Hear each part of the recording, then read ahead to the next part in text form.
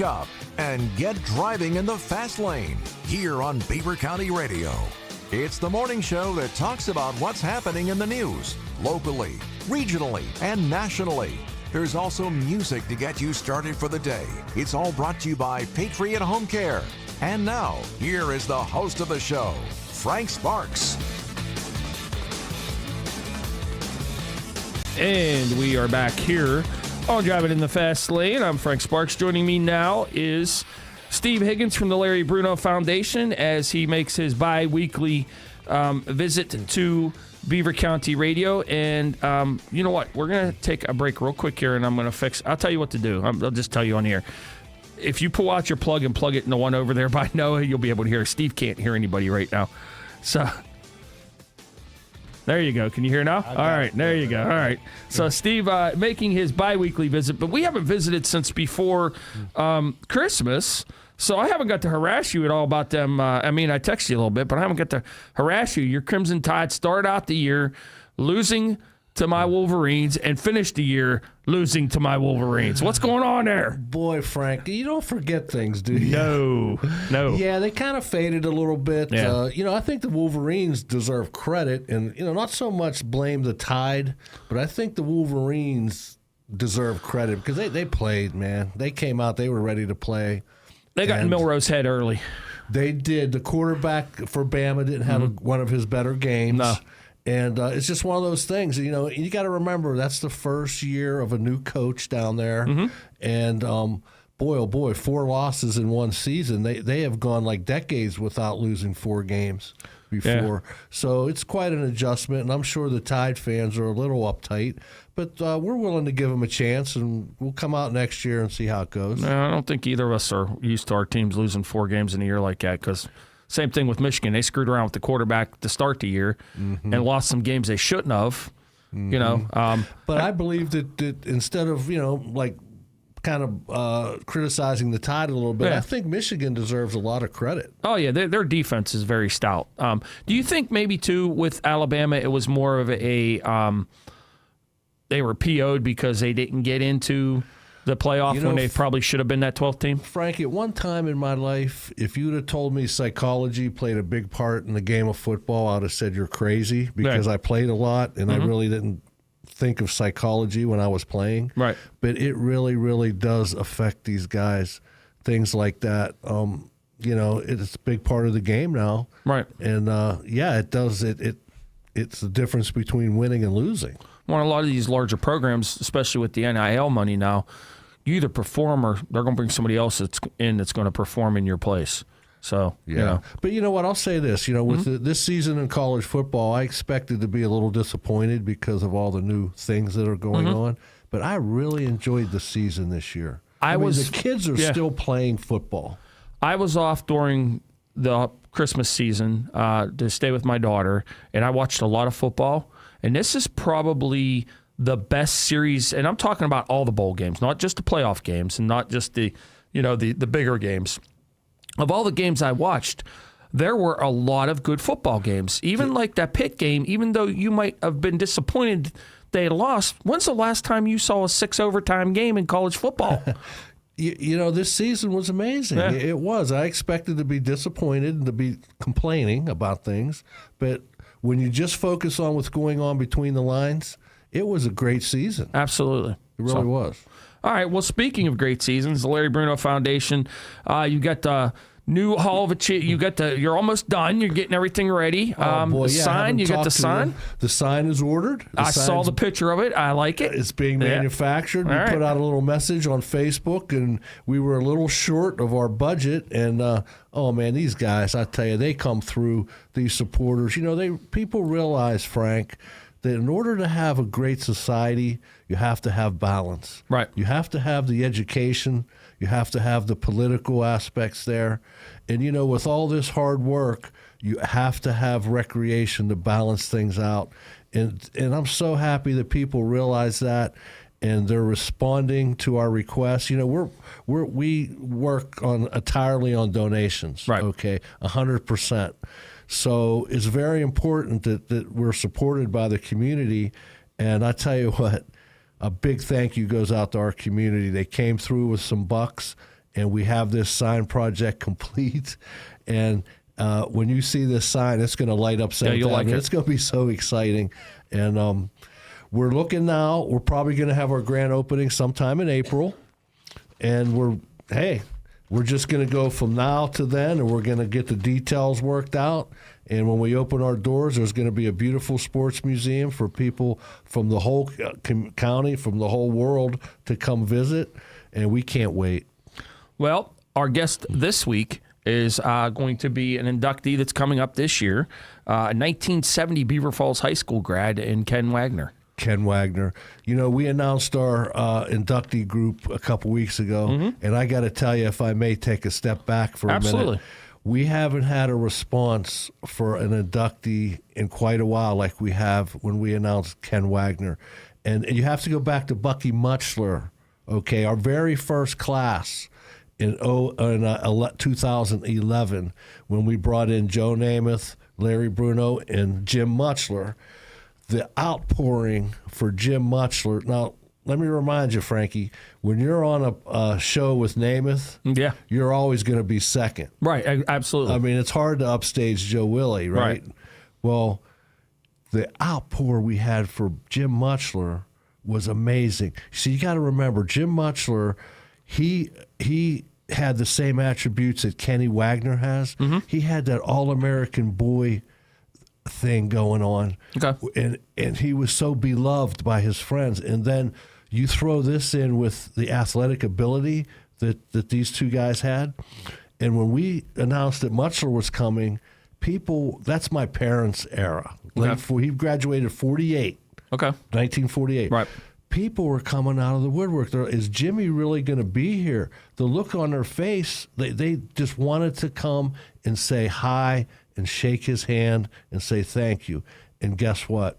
We're experiencing the same response for Ken Wagoner. That's awesome. People were like, oh my goodness, Ken Wagoner, we can't wait.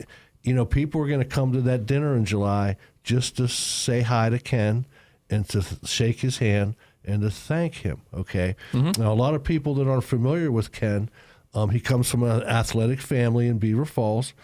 His older brother, Bob, and his younger brother, Jim, were both outstanding athletes on the Beaver County scene.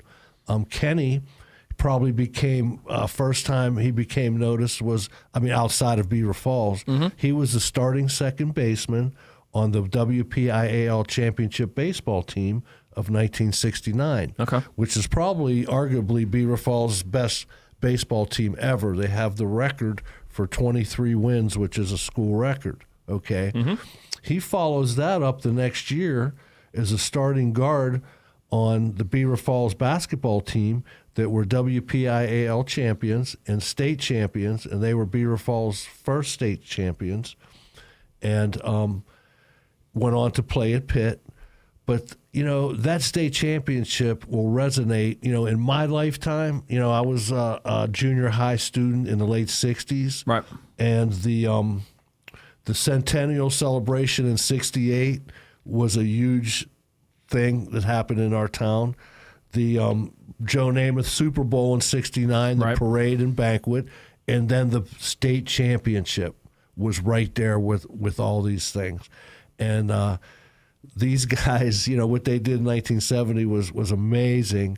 But we're so thrilled to have Ken come on board the Circle of Achievement because he emulates everything that we're about. He learns these attributes as a young kid growing up, and then as he grows up to be an adult, he uses these attributes to become a fantastic citizen, and that's what we're all about at the foundation.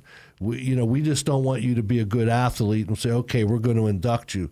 You got to bring something to the table after that. Right. And Ken Wagoner certainly does that. All right, well, with that, let's bring Ken in. Good morning, Ken. Good morning, fellows. How are you today? Good. How are you? Doing well. Thank you very much for having me. Well, 1970 grad, Beaver Falls High School. Obviously, excellent basketball player, excellent athlete all around. Tell us a little bit what you've been up to over the last few years. Last few years, a lot. It's more than a few years. It's a lot of years. Well, I was trying to be nice. Basically, I've been living back in the Pittsburgh area since around 1988.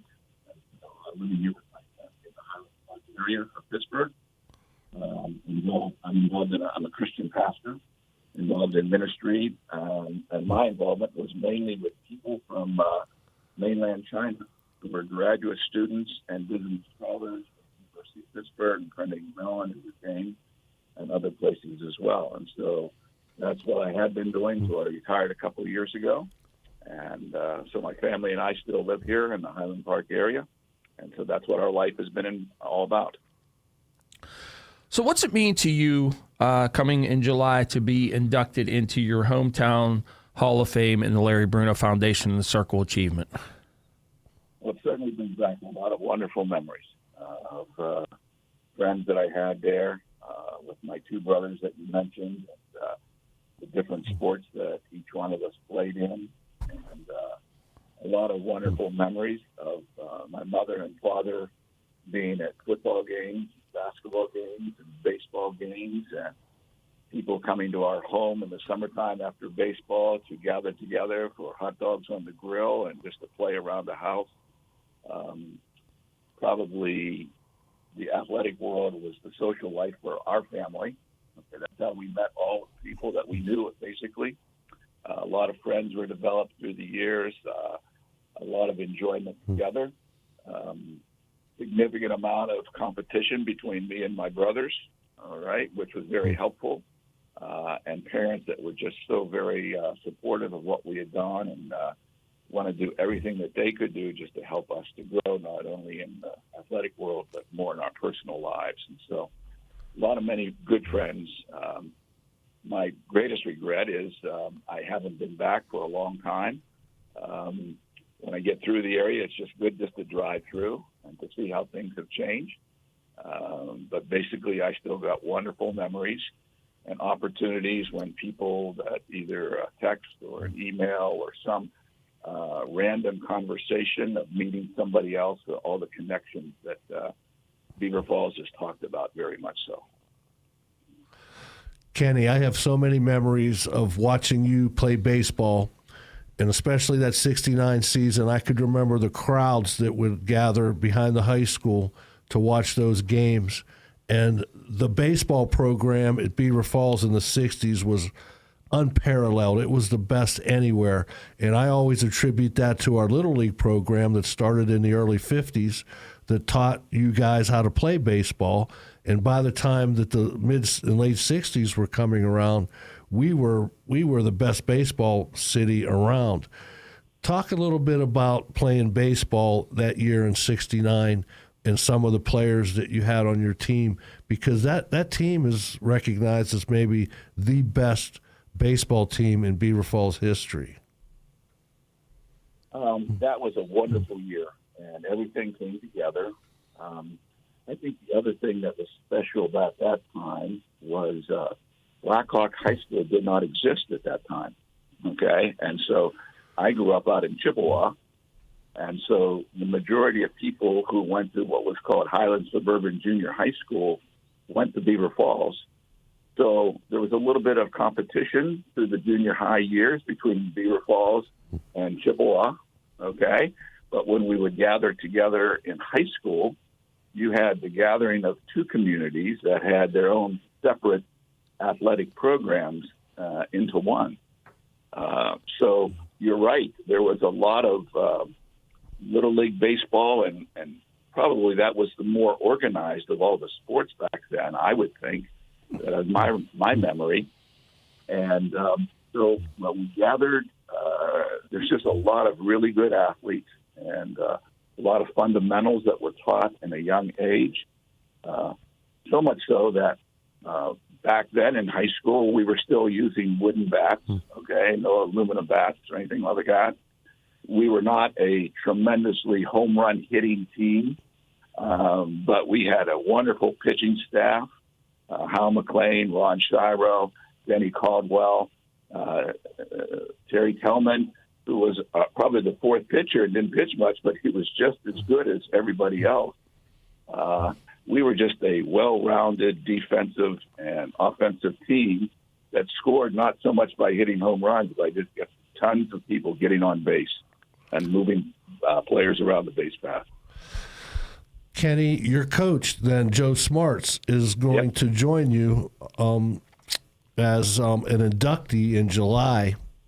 Is that kind of special for you? Does that have any special meaning for you? Not only as a baseball coach, but he was always encouraging those of us who played other sports. You know, he was always there for us, always encouraging us. If we came to a game and we hadn't had our best game, he would always catch us in the hallway and encourage us and remind us of those are part of the process of growing. And he was a very instrumental part of many different athletes, but the baseball team as well. He gave a lot of time to that and set the groundwork for many years of good baseball playing in Beaver Falls High School. That's for sure. That'll be a wonderful part of the evening. That's for sure for me. We're visiting this morning with Steve Higgins from the Larry Bruno Foundation, also Ken Wagoner, who will be one of the inductees into the Circle of Achievement coming up in July this year. And we're going to take a very short break. Then Noah Haswell will come in, and he will do headline news. And then we'll have more with both Steve and with Ken right after this. Nahas and save up to 20% off Flex Steel furniture. Flex Steel's customizable designs and unmatched quality will brighten your home in the new year, and the $100 you save will make it even better. Get up to 20% off the lowest price on over 60 Flex Steel collections in our showroom, along with 12 months special financing and free local delivery. Your style, your way. Save big this winter at AK Nahas Appliance Furniture, Mattress, and TV. You'll do okay with AK.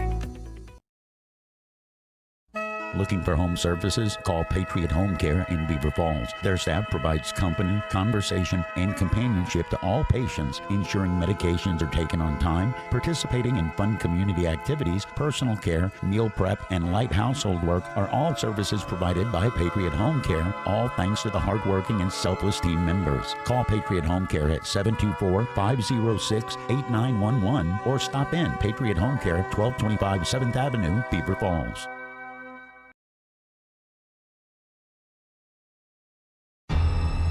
Pittsburgh Penguins hockey is back on Beaver County Radio. Goal, right to the front right there. Carter, he scores!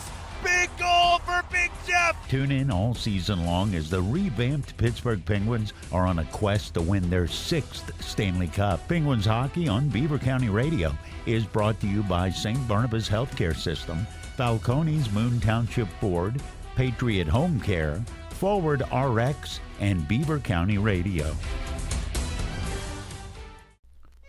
Have you ever found something interesting that makes you go, oh? Then tune in every other Tuesday from 5 to 5:30 p.m. on Beaver County Radio for the Oh Show with Orlana Dawkins-Drury. Orlana relates her views about informing, inspiring, and entertaining headlines that makes the world go round in interviews with local influencers that make you go, oh. The episode will be on Beaver County Radio Facebook and YouTube pages, so make sure to join the Oh Show with Orlana Dawkins-Drury every other Tuesday from 5 to 5:30 right here on 99.3 FM and 1230 WBVP. Beaver County Radio, your hometown radio station. You're listening live from the Fry Transportation Studios. Beaver County Radio and Fry Transportation, proud to call Beaver County home. You're listening to Beaver County Radio, coming to you live from the Fry Transportation Studios. Beaver County Radio and Fry Transportation, a winning team. 99.3 FM and 1230 WBVP, providing news, sports, and information for 76 years. Do you have a lot on your mind? So does Eddie Crow. Tune in to Beaver County Radio every Monday through Friday from 9 a.m. to noon for Something to Crow About with Eddie Crow. Eddie has a very unique outlook on things happening in our world today, and he will share that outlook with listeners. We'll also have monthly guests, as well as ones that are making the news locally, regionally, and nationally. So set your clock to tune in to Something to Crow About with Eddie Crow. Weekdays on 99.3 FM, 1230 WBVP, and BeaverCountyRadio.com. Hot coffee in the morning and Frank Sparks. Now you're in the fast lane. 99.3 FM, 1230 WBVP, and streaming live on BeaverCountyRadio.com. It's a little after 8:30. Here's Noah Haswell as he has headline news for you. Thank you, Frank. Coming up at 9:05 on News Headlines, the suspect accused of killing Eric Mason in Beaver Falls last week was arrested by U.S. Marshals on Thursday. A fire tore off a part of the roof at Giuseppe's Tuscany Grill on Big Beaver Boulevard on Thursday. The owners of Kendrew's Lounge and Aliquippa are making rule changes in their bar after a shooting that occurred there on Sunday. Beaver County Radio News correspondent Sandy Giordano reports that the Aliquippa VFW post 3577 is closed indefinitely after two suspects assaulted a man there on Sunday. PA Secretary of Agriculture Russell Redding delivers a message after grants totaling $300,000 were given to military working in agriculture at the 109th Pennsylvania Farm Show in Harrisburg on Thursday. And sources confirm that Senator John Fetterman gets an invitation to meet with President-elect Donald Trump at Mar-a-Lago in Palm Beach, Florida. For the weather forecast, today it'll be mostly cloudy skies with a high near 24. Tonight will be cloudy skies with a low of around 20, and there is a winter weather advisory in effect from 7 p.m. this evening to 1 a.m. the next day. On Saturday, it'll be mostly cloudy skies with a high near 29. Chance of 2 to 3 inches of snow as well. On Sunday, it'll be mostly cloudy skies with a high near 30. And on Monday, it'll be mostly cloudy skies with a high near 33. On this Friday, January 10th of 2025, at 33 minutes after 8, we've got a temperature of 10 degrees currently in Beaver County. And that's a look at news headlines. More at 9:05. I'm Noah Haswell on 99.3 FM and AM 1230 WBVP. Also streaming live around the world at BeaverCountyRadio.com. And a little confirmation there, January winter weather advisory is in effect from January 10th, 7 p.m. Eastern until January 12th, 1 a.m. Eastern. That's on Sunday. So just wanted to confirm that there. All right, in the world of sports, the Pittsburgh Penguins have finally beaten Connor McDavid and the Edmonton Oilers. Here's Paul Steigerwald with a recap. The Pittsburgh Penguins had lost 7 straight games to the Edmonton Oilers and not beaten them since December 20th of 2019. But you wouldn't know it by the way they came out flying. The Penguins jumped on the Oilers, took a 3-0 lead in the game on goals by Ricard Raquel, Brian Rust, and Kevin Hayes. The Oilers, Leon Draisaitl would make it 3-1, but this goal by Drew O'Connor before the end of the first period turned out to be a huge goal. It was the game winner.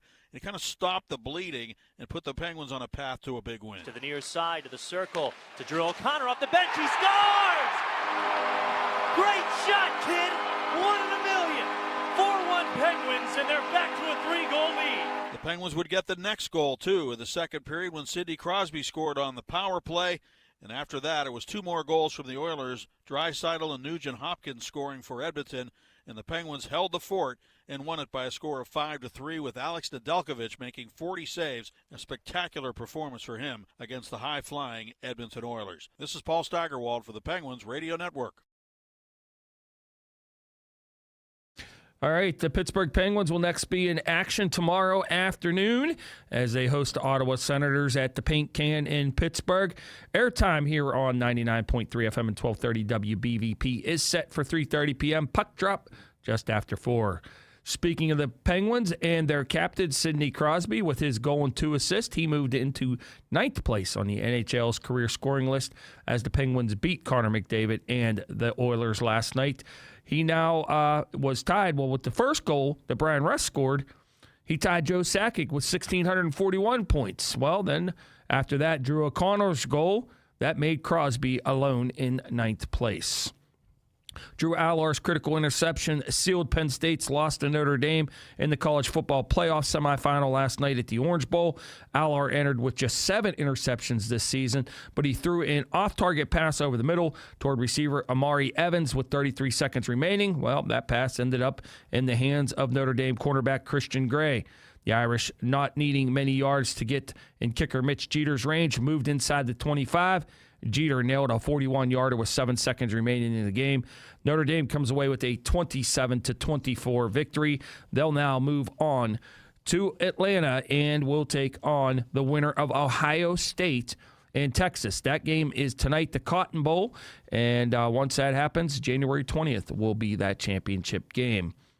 The Ravens opened as substantial favorites. Well, now the game is even widening more. The pros are saying Ravens by 10 tomorrow night, as the Steelers' loss of 34-17 the week before Christmas is what they're saying fuels that, plus the fact the odds makers also like Ravens as the team to win it all. So we'll see. Pittsburgh Steelers kicker Chris Boswell missed practice with an illness ahead of the wild card playoff game, as well as that's the second one because Cam Hayward was also sick this week. And Baltimore Ravens wide receiver Zay Flowers will not play this weekend due to a knee injury. The NFL has moved the Rams' wild card playoff game against Minnesota to Arizona after days of devastation in the wildfires in Los Angeles. That game will now be played Monday night at State Farm Stadium. It's the home of the Arizona Cardinals. And then the Pittsburgh Pirates have signed left-hander Caleb Ferguson.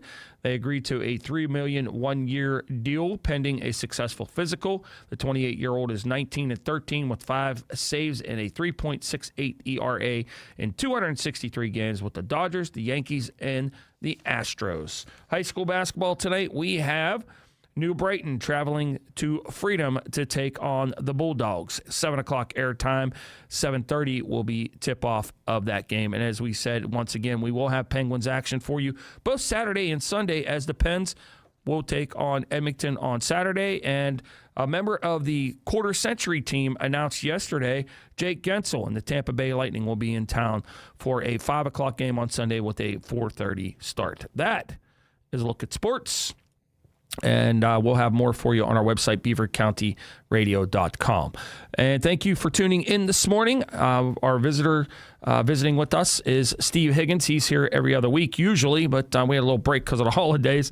And also on the phone line is Ken Wagoner. And talking a little bit this morning, Ken's going to be one of the inductees coming up in July. So we've been talking a little bit about his high school days, Steve. And so let's talk a little bit more. That was a special team back there in 1970. I'll tell you what. After the WPIAL title in baseball in '69, they followed that up in 1970 basketball season. Frank, I was in junior high at the time. I was an 8th grader. And I can honestly say that probably the most exciting season in the last 60 years ever at Beaver Falls was that 1970 basketball season. There'll never be anything that can compare to that. And our guest, Kenny Wagoner, was right in the middle of that. And Coach Chan, I'd like Kenny to comment on what it was like playing for Coach Chan. And just to remind everybody, next to the Midland 65 team and the Ambridge 67 team, this Beaver Falls 70 team was been considered the third best team ever. We had 3 guys go Division I, we had 1 guy go Division II, and then our little point guard, Gooseby, he was so good, he had interest from the Harlem Globetrotters. Oh, wow. Because his ball handling was so great. So that team resonates. It holds water through all the Black Hawk and Aliquippa and Beaver Falls. I was going to ask you about that, yeah. That come after that. Okay. This team holds up, and they're one of the best teams ever. And Coach Chan. And just one last thing before we get Kenny back here.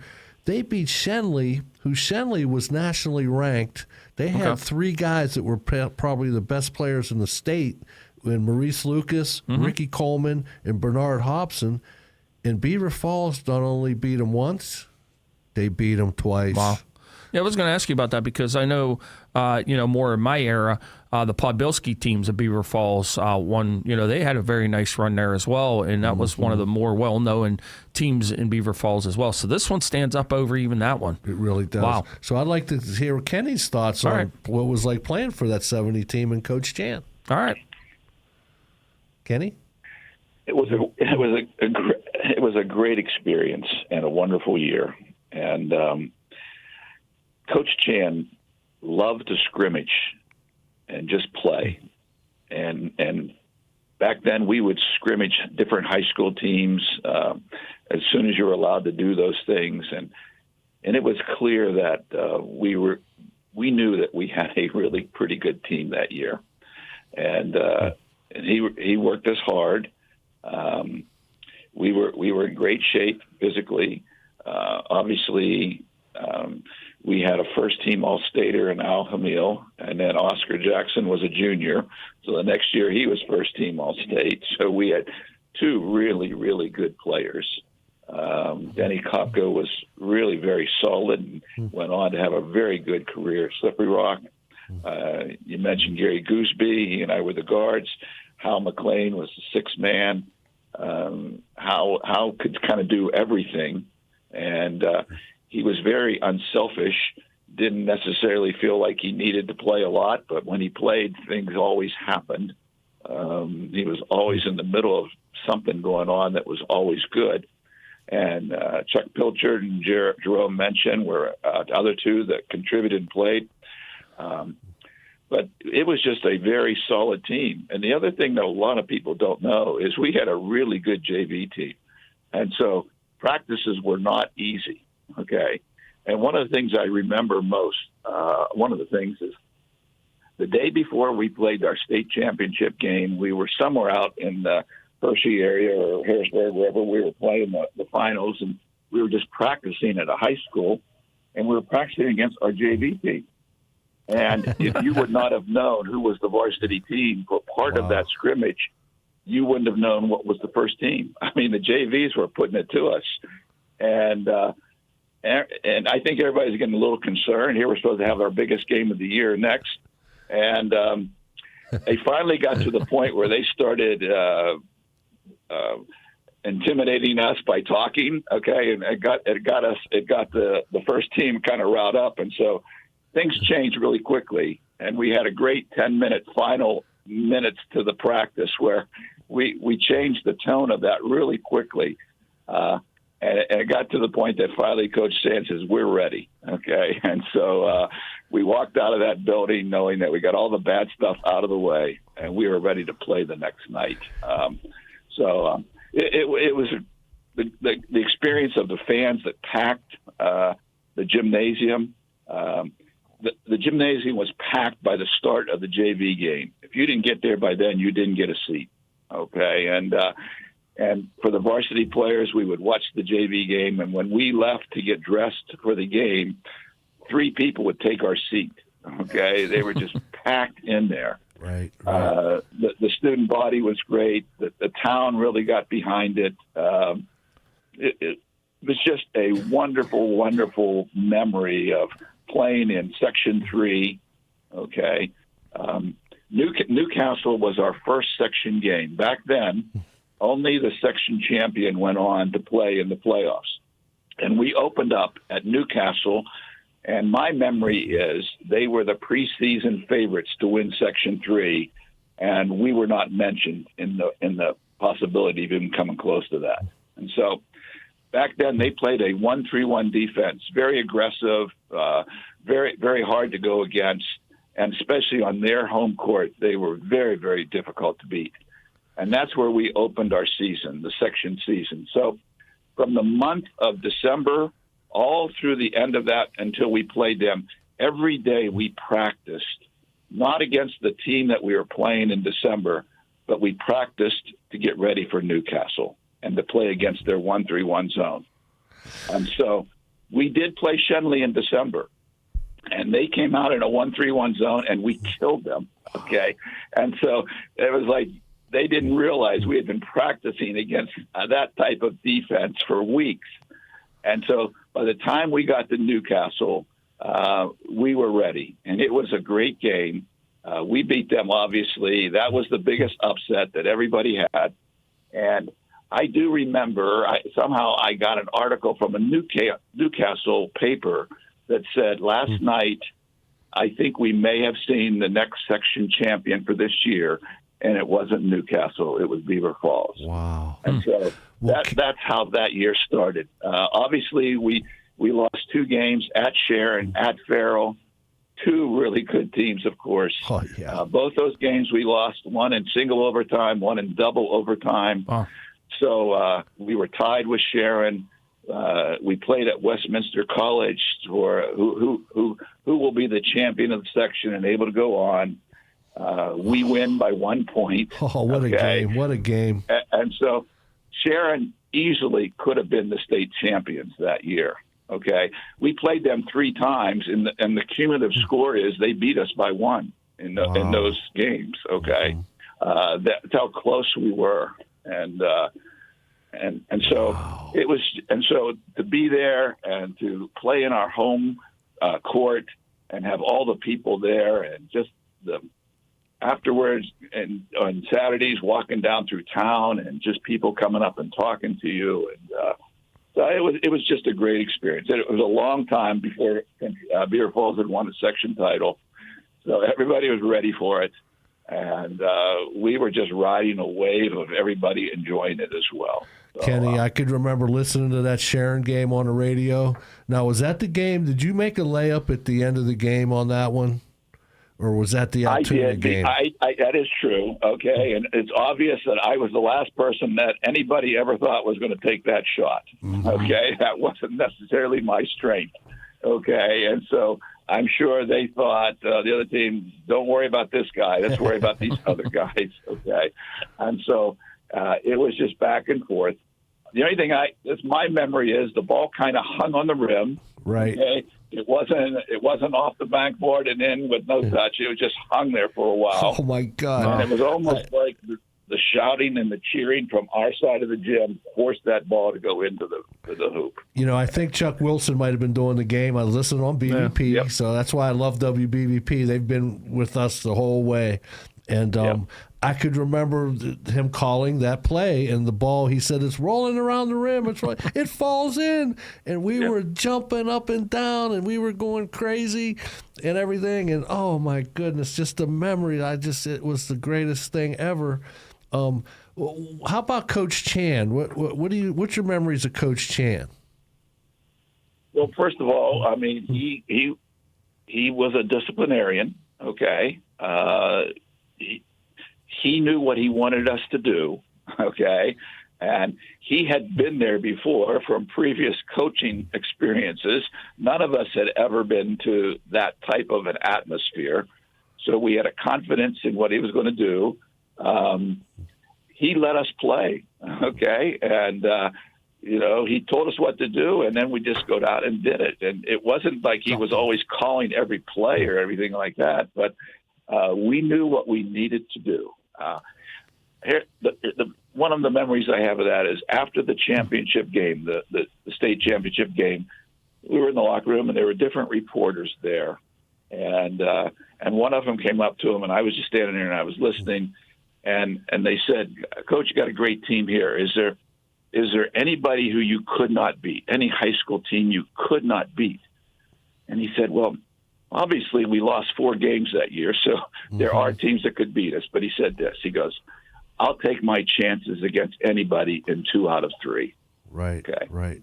And so that was an instance where what he taught me, not only for my lifetime experience, was always respect your opponent, but never be afraid to beat them. Wow. Okay. Wow. And so in life, we face challenges. Right. So we respect the challenges that we face, but don't be afraid to work hard to overcome them. Wow. So, Kenny, I could remember that year. Now, again, I was a junior high kid there, so my memory might not be that great. But I do remember one loss against a team from Clairton that beat you guys pretty soundly. And I think this team was a team of destiny because we had some divine intervention from up above, because that was kind of lurking behind us all season. So we get down to the WPIAL playoffs, and I believe the last 4 teams was Baldwin, Clairton, Ambridge, and Beaver Falls. Yep. Beaver Falls beat Baldwin, who actually had Dave Wanstedt was on the team then, and then Ambridge was playing Clairton in the other semifinal game. Now, Clairton has really gave us probably our biggest defeat of the season that year, and us fans were a little worried, Well, we had some divine intervention where Ambridge in the semifinals somehow upset Clairton. So that set up the Ambridge-Beaver Falls WPIAL final game, which, if Clairton would have been in that game, who knows what would have happened. Exactly. There were a lot of instances like that. It just, there was no second chances, and you do run out of second chances even under today's rules, but still, there was no chance to come back, even to lose. The second place person in the WPIAL this year still gets on to play onto the playoffs, but that didn't happen back then. Right. Mm-hmm. Losers are done.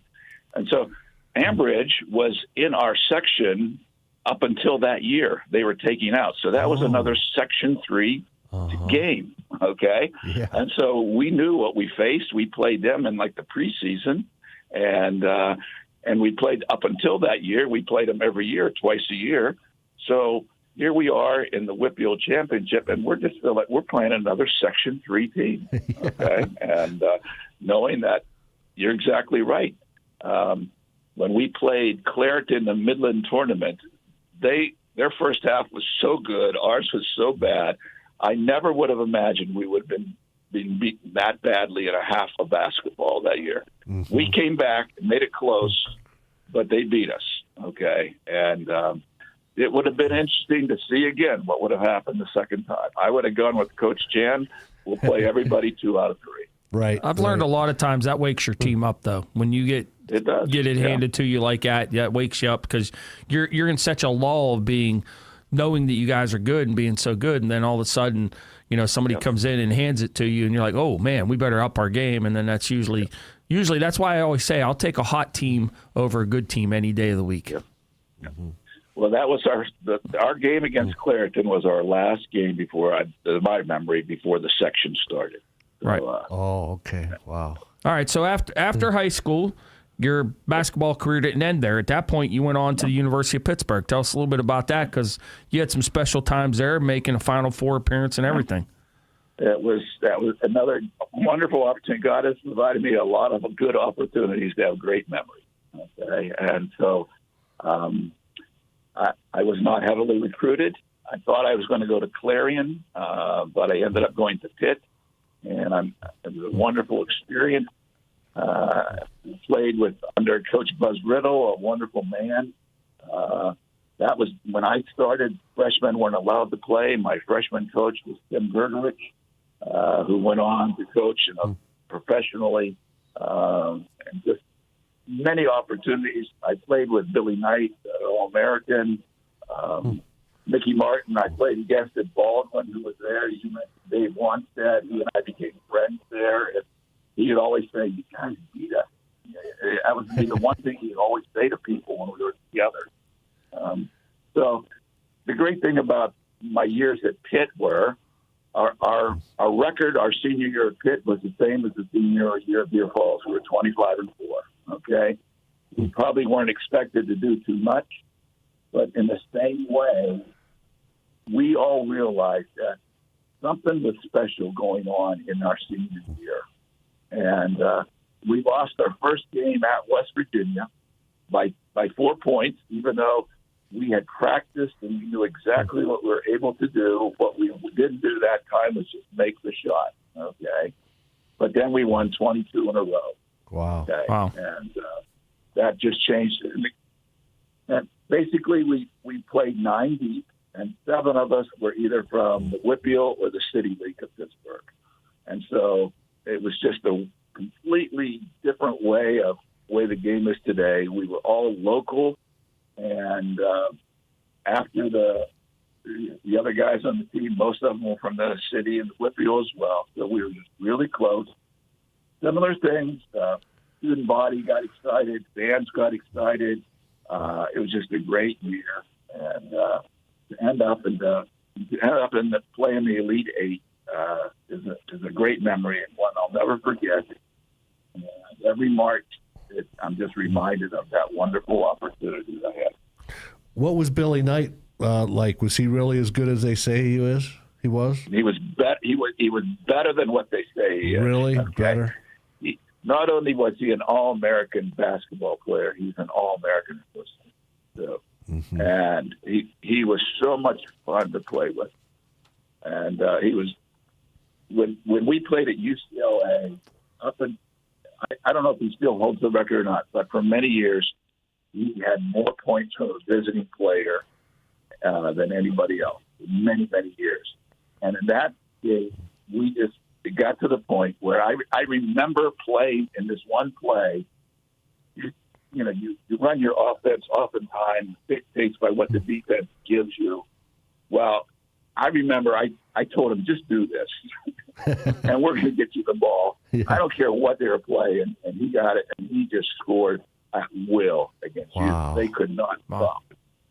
I was playing against Bill Walton, and all the people played there. Yeah. And they could not stop it. Wow. That's cool. Yeah. So, well, Ken, we really appreciate you joining us. Good luck to you on being in the Circle of Achievement coming up in July. But we can't let you go. We got to get a prediction from you from this weekend's game. Steelers or Ravens? I would like to think the Steelers. I'll obviously be rooting for them. I would like it to be a very close game, and I want to see what happens in the last 15 to 20 seconds. That sounds like a typical Steelers-Ravens game. Ken, yep, exactly. Ken, this has been such a thrill for me.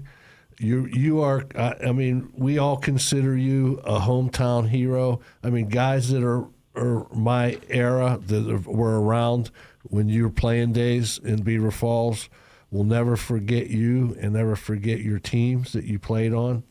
And for me to have you inducted into the circle and just to speak to you today, I just want you to know that it's really, really a big thrill for me. So thank you. Well, thank you. It's a wonderful honor. One is undeserved on my end, but I give thanks to you and to others. I look forward to seeing you again in July. All right. Thanks, Ken. Have a good weekend. Thank you. Bye. All right, so we're going to ask one more question before we get your prediction here quickly. So caller this morning, a buddy I've known for a long time, his name's Donnie.